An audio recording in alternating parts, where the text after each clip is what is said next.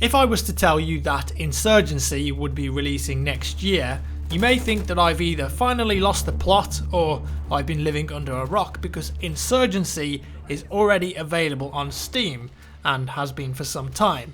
What you may not know though is that it's been completely ported over to the Unreal Engine and will release next year with the name of Insurgency Sandstorm, sponsored by Darude. Insurgency has a pretty long history and all of it ties in with the source engine.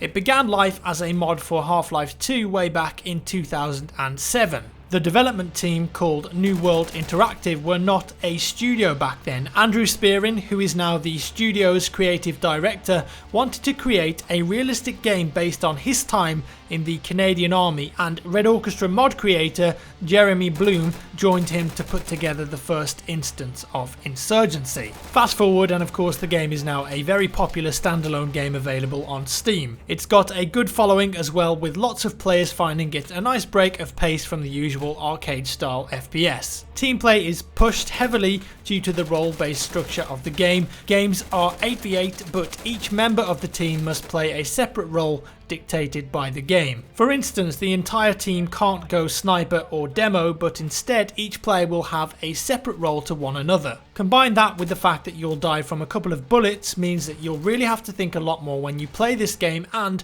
work as a team if you want to win. There isn't a crosshair, a radar, or even a health indicator. In fact, HUD elements are at a complete minimum, even in regards to your current objective. The goal here is to show as little on screen as possible and immerse the player in the game.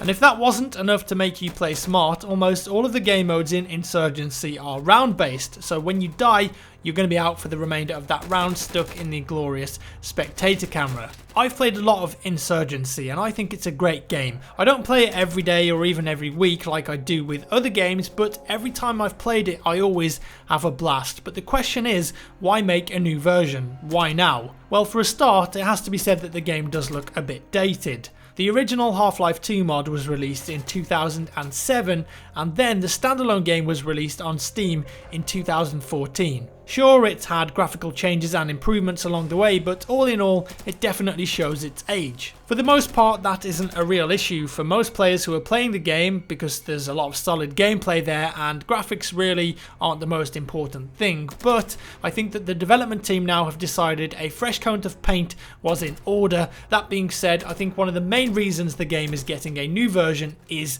the consoles. Right now, Insurgency is available only on Steam, but the new version, Sandstorm, will also be available on next-gen consoles. In fact, the game is being made with the consoles in mind, but New World insists that it will keep the PC roots and current players will have a seamless transition between the two games. We mentioned before the new engine, and that's going to be Unreal Engine 4 to be precise. The game is currently on Source, as I said, and you have to think about the decision to bring the game to console, and that's really why the new engine choice has been made. Unreal Engine is just a much better fit for consoles and PC combined together, so I think that it does make sense. It's not just the visuals that are getting an upgrade though. The game will get a full story mode based around the Iraq invasion in 2003. Now that may not sound that exciting to you, I mean another military single player story mode, but this one is a bit different because of its realistic nature. Could be pretty interesting to see how they approach it. Beyond the story though, there is another new feature coming that I really like the sound of,